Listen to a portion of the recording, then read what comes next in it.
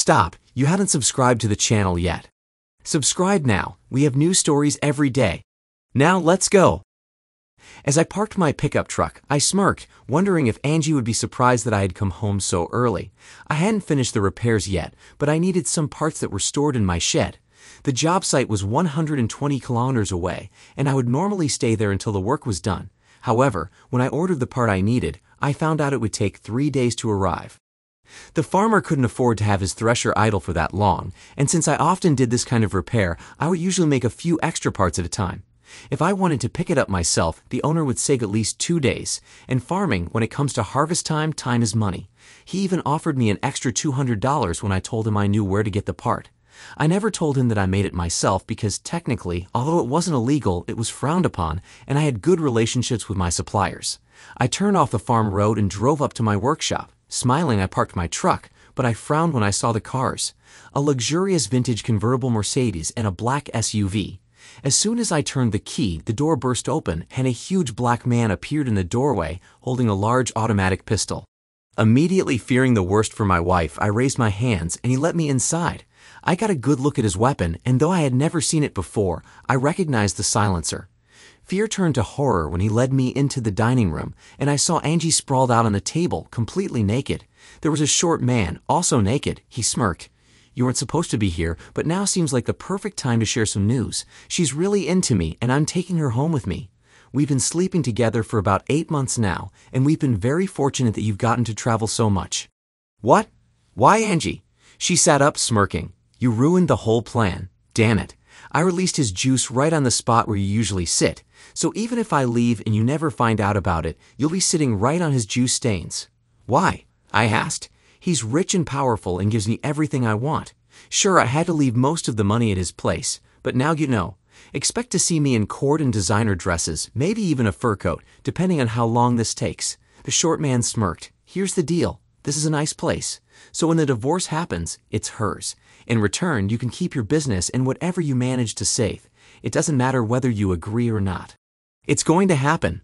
My home sat on 14 hectares of land.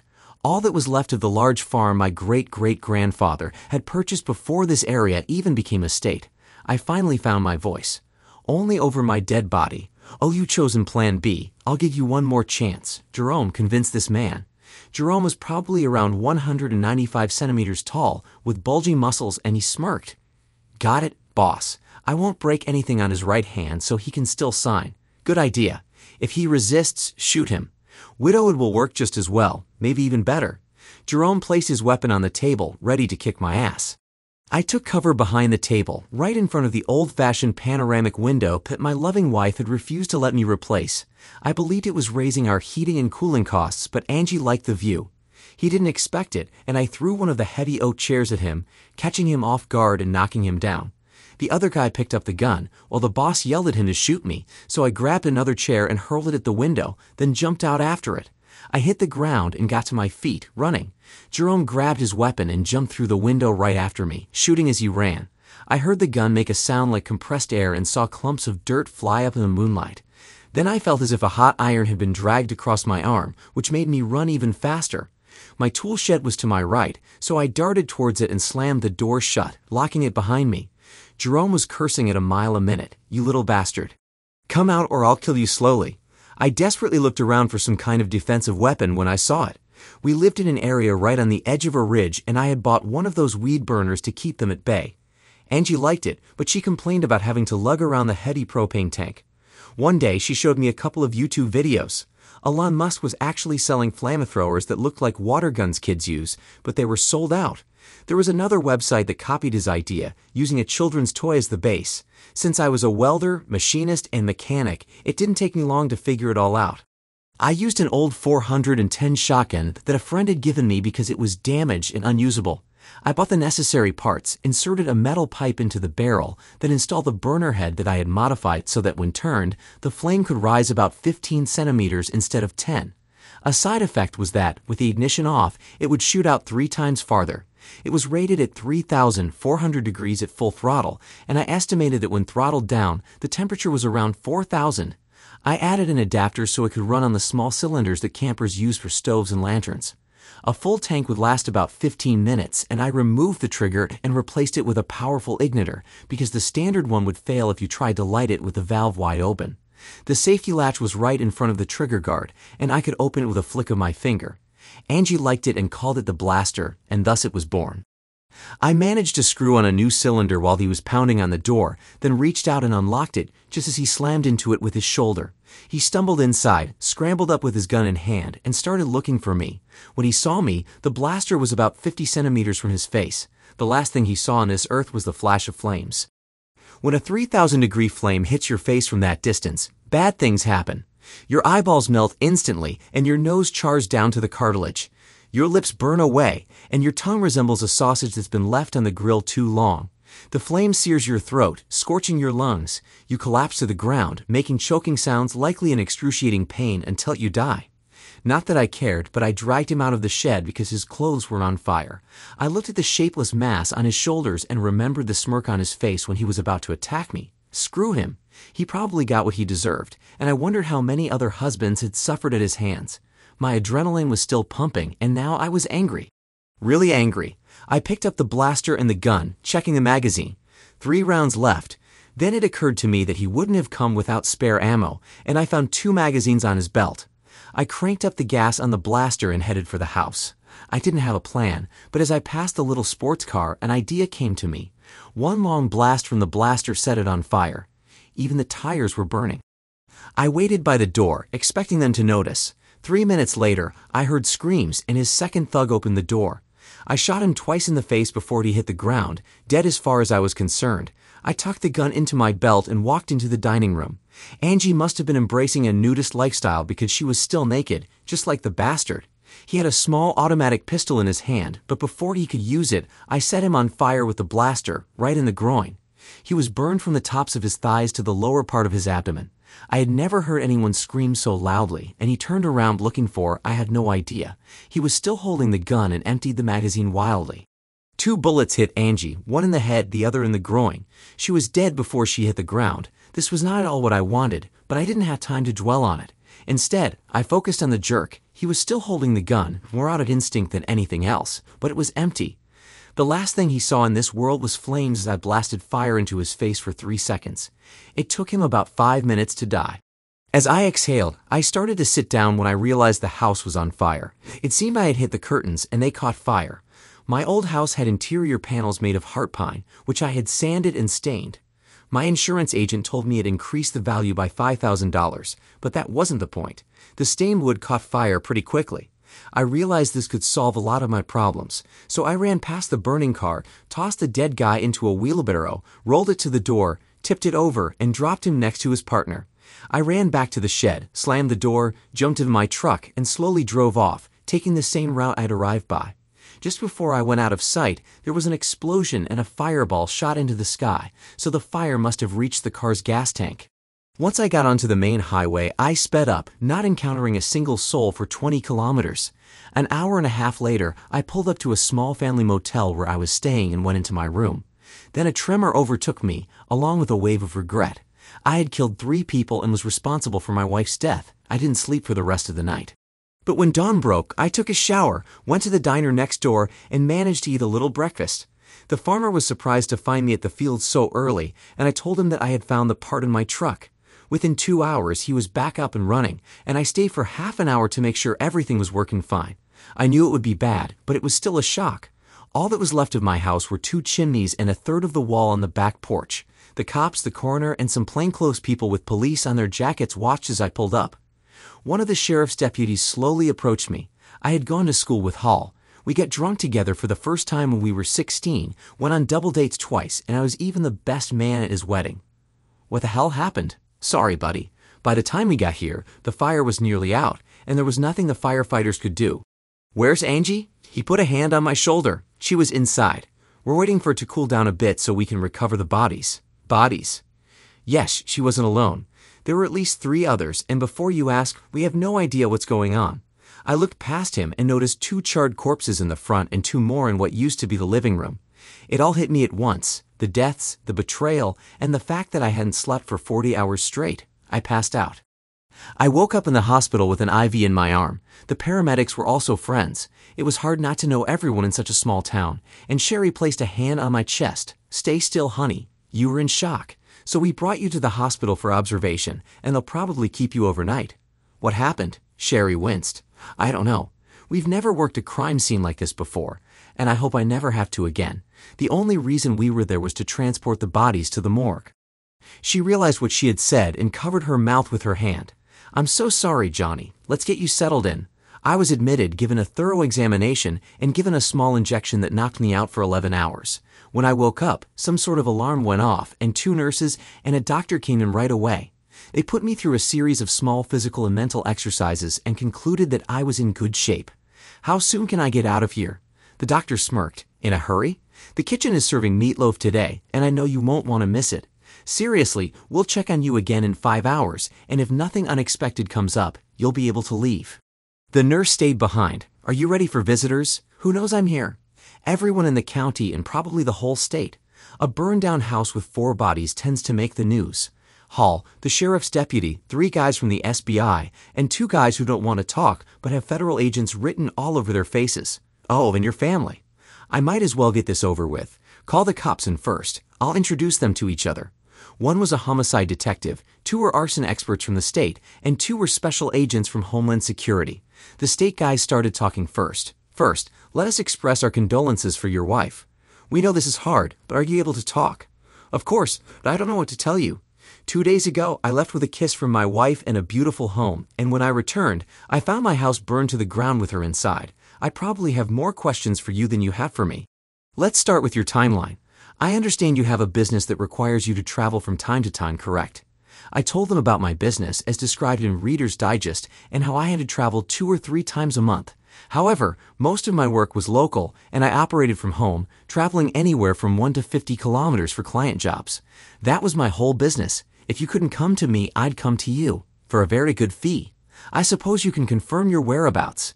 I gave them the phone number of the farmer I was working for. I also provided them with the motel's number and the name of the diner where I had lunch. They wanted more detailed information. How am I supposed to do that? I went to work. I did the job, ate at the diner, and stayed the night at the motel. I'm sure they can give you more precise times than I can. Do I need a lawyer? Am I being accused of something? For God's sake, my wife is lying in the morgue. One of the federal agents spoke up. "You're not suspected of anything at this point. If you feel you need a lawyer, we can stop and make this more formal. From your reaction, it seems there's much more going on here than you realize. By tomorrow, all the bodies will be identified, but we've already gathered a lot of information by checking the tags. Once we get confirmation, we'll proceed." My blood pressure spiked, setting off an alarm, and the nurse kicked them all out. The next morning, Hall came by himself, picked me up, and took me to the station, where I was interrogated again. The feds were asking random, unrelated questions, and I felt like they were fishing for something. Eventually, I lost my temper. "You know what? Screw you guys. You're good at asking questions, but not so great at giving answers, so either charge me with something or let me go. I'm done talking. Keep this up, and I'll bring in the lawyers. I can release a press statement expressing my frustration with the harassment I'm facing from the authorities while my wife lies in the morgue." There were a few minutes of silence, and everyone was giving me sideways glances. Finally, I stood up, and one of the federal agents asked me to sit back down. "We've identified all the bodies. Unfortunately, one of them is your wife. It appears she was shot, as was one of the men in the hallway. The other man and the man in the living room seem to have died in the fire. None of this makes sense. If 2 of them weren't shot, why didn't they leave the house? An SBI agent took over. Your house was deliberately set on fire, and the living room was the point of origin. We're almost certain they used some kind of accelerant, but the analysis isn't complete yet. Do you know who Zeb Burns is? He's a senator, right? The one under investigation, correct. The man who was in the living room with your wife was his son, Brad. We suspect he was his father's fixer, and they were involved with some very shady people who were moving millions around. The 2 men were bodyguards he traveled with, Jerome Stiles and Henderson Franks. This might be some kind of deal gone wrong. The senator is in shock right now.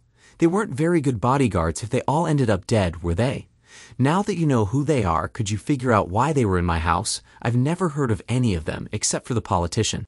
The federal agent grimaced. "It appears your wife was having an affair with Brad Burns. We have some surveillance photos of them together, taken 2 weeks ago at the Excelsior Hotel." I sighed. "I'd like to say that's a blatant lie, but you have evidence, so I'll accept it. Any idea how this started? No, but your wife, sorry, was a very beautiful woman, and he seemed to know how to charm the ladies. Since they were at your house, it could have been just a date or something more serious. To find something serious, the senator's personal assistant and his son might have been looking for a place away from prying eyes, and your property is completely isolated. No close neighbors, surrounded by woods and fields with limited access. A thought struck me. Are you suspecting me of being involved with him in any way? That's an open question. Were you involved? I stood up. I'm done talking. I don't want to deal with this crap right now. How soon can I collect my wife's body for burial? I looked confused when one of the state officials said they would finish the inspection by the next day. They asked me to stay and continue the conversation, but I declined. I'm leaving now. I don't like where these discussions are heading, and although I haven't done anything wrong, I think going forward we'll have legal representation. You can coordinate with whoever I choose to arrange further interviews. I stepped outside to find Angie's sister and mother waiting for me. Her mother rushed into my arms, sobbing, while Gail kept her distance. I needed to speak with her privately and as soon as possible. I comforted her mother, but I didn't cry, attributing it to numbness. However, after learning of Angie's infidelity, I realized I no longer had any feelings for her. We went to the funeral home, and I let her mother choose the casket and flowers, telling them we'd call when they retrieved the body. The casket would be closed because there was nothing to see but a charred piece of flesh. They wouldn't be able to embalm her, and the director pulled me aside to explain that they would keep her frozen until the service and that the casket would be closed due to the potential smell. I nodded, signed what needed to be signed, and left. I had a friend in real estate who found me a small apartment that would suit my needs. I was still working on the farm, and none of the buildings had burned down. They explained the car fire is overheating from the house. The front of the SUV was badly burned, so it was a reasonable assumption. The funeral was held on Sunday, and a large crowd attended. I played the part of the grief-stricken widower as they lowered her into the grave. On Monday, I called my insurance agent and got some bad news and a little bit of good news. I can't pay out for the house because it's still a crime scene. Once everything is cleared up, we'll start processing the paperwork. What we can do is process the life insurance. The cause of her death has been determined, and you'll receive a check by the end of the week. I think that once the paperwork is finalized, we'll be able to issue a check for the property. I'm really sorry about Angie, John. Any idea what happened? Thanks, Fred. The investigation is still ongoing, and I've been told not to discuss it. Call me when I can collect the money. Then I went to see Gail. I looked her in the eye. Tell me the truth, Gail. Angie's gone, and you don't need to protect her anymore. Did you know? To her credit, she told me the truth. I found out about it a week before her death, by accident. When I confronted her, we had a strange conversation. She told me she had found her true soulmate and was planning to leave you by the end of the month. Angie said she was trying to figure out a way to keep the house, and for the first time during our conversation, I laughed and told her that no judge in the state would give it to her. Plus, I reminded her about the prenuptial agreement, which stated that everything had to be split equally, except for the house. She looked at me and almost smiled, saying she had a way. We didn't speak after that, and now she's dead. What's going on? All I can say is that she might have gotten involved in something she couldn't control, and it came back to bite her. I've always liked you and your mom, and I'd like to stay in your lives somehow, but if it's too difficult, she threw herself into my arms and kissed me passionately. I didn't expect that today. Mom is going to rely on you even more now. It was just me and Angie, and now it's only me. And if you want my opinion, you married the wrong sister. What? You were 15 when we met. She giggled. You should have waited. Anyway, I'm all grown up now. I know you need to mourn and come to terms with what Angie did. But once I'm sure you're in your right mind, you're going to take me out to dinner. She laughed when she saw the shocked expression on my face. Okay, seriously, Mom doesn't need to know about Angie. I think the way she died makes her suspicious, but we should let her keep the image of a good daughter. It would be pointless to tell her the truth. Agreed. I love your mom too much to hurt her. The cops released the body 2 weeks later, having determined that she died from a gunshot wound to the head from a .380 caliber automatic pistol found at the scene. It was badly burned, but they retrieved the magazine and found Brad Burns' fingerprints on the casings, even though all the bullets had exploded from the heat. A week after that, I received the life insurance payout. I felt guilty for accepting it, but I reasoned that this whole fiasco wasn't my fault. If she had stayed faithful to me, it wouldn't have mattered, and she would still be alive. I never wanted her to die. I wanted her to live a long life full of regrets, but that wasn't meant to be. It took almost a year before I received the check for the house. It was enough to build a really beautiful home on the other side of the property. I kept the other buildings intact, using the address for my business. I connected it to a fire safety system, and I was glad I hadn't done that before.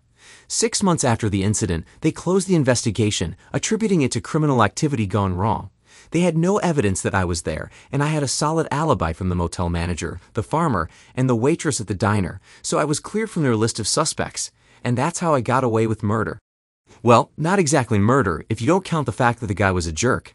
The actions against the bodyguards could have been written off as self-defense, but burning Brad Burns' crotch would have landed me in prison. As for Angie, I was sorry she was killed. I'll always wonder what made her think she had a better offer, but from what I learned about that family, I had a feeling it would end badly. In the end, the senator got caught with his hand in the cookie jar. He resigned, forcing his party to find a replacement 4 months before the election. His party lost the seat by a wide margin. One day, Hall stopped by and told me that a group of teenagers in the area was causing trouble. He advised me to stay alert and keep the cameras on, especially since I was often away from home. He caught me while I was out patrolling for weeds. I had managed to keep the kudzu in check, and I inspected it every 2 weeks. My father used to say, "Russ never sleeps, kudzu always creeps." He was impressed with the blaster. I had made several improvements, the most important of which was an auxiliary trigger at the front. Pressing it would instantly release gas without the need to turn the valve. I also refined the nozzle, reducing its size by 2 centimeters. If the flame was close enough, it could cut through a 5 millimeters thick piece of metal in about 30 seconds. If it were steel, it would take longer. Naturally, he had to give it a try, grinning as flames shot out. "Man, you could definitely." He stopped, stared at me, and smirked before handing it back to me. "You should patent this. You could make a great manufacturer. And don't forget to keep the surveillance cameras on." I did as he suggested and caught some kids vandalizing my tool shed. Over the next few days, I thought a lot about what he said. Then I redesigned the blaster, making it sturdier and more like a flamethrower than a weed burner. After that, I consulted the lawyer I had hired. 6 months later, I was informed that the patent was pending, which meant I could start manufacturing. So I produced 100 units and tested the market. They sold so well that it was time to open a factory. I rented a manufacturing building, hired 12 people for the production line, and 2 office staff, and we went to market. We were producing about 35 units a day with an 8-month backlog of orders. I was exhausted and went to the office to complain. My office staff smirked. "We told you this would happen. It's time to let your lawyers handle it and talk to some big players who are showing interest. You don't need to sell it. Just sign a licensing agreement to protect yourself." Gail laughed. "Mom's right. Want to call Jack?" "Yes." 9 months later, we struck a deal where I received a pretty decent percentage from every product manufactured. We made sure to cover ourselves by labeling each blaster with a warning, for home and agricultural use only. It was a very detailed disclaimer, printed large enough to be easily read. Production ramped up as interest grew, and soon the blasters were available in every home improvement store, hardware store, and online. The company that licensed the rights asked us to keep the small factory as a research and development shop. The people we hired were happy to keep their jobs, as were the office staff. With the money I now had, I looked around and found a larger home on 25 hectares, complete with barns, workshops, pasture, and woodland. The house had 4 bedrooms, really big bedrooms, and a 3-car garage with an apartment above it. It took 8 months and a ring, but Gail moved in with me, and then she spent some money fixing up the apartment. I supported the idea of moving her mom in with us. She was getting older, and we really didn't like the idea of her living alone.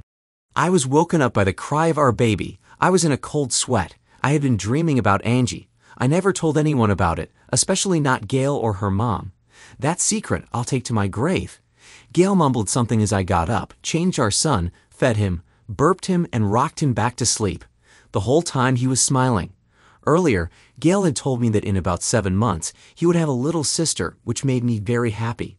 I couldn't shake the thought that they could have been Angie's children if she hadn't gotten involved with that jerk. For years, I kept going over it in my mind, trying to figure out if I had missed any signs, but I was completely baffled. The night before I left, we made love twice. It occurred to me that it was probably a farewell gesture to ease her conscience. Since I was already awake, I started the coffee maker and turned on the computer.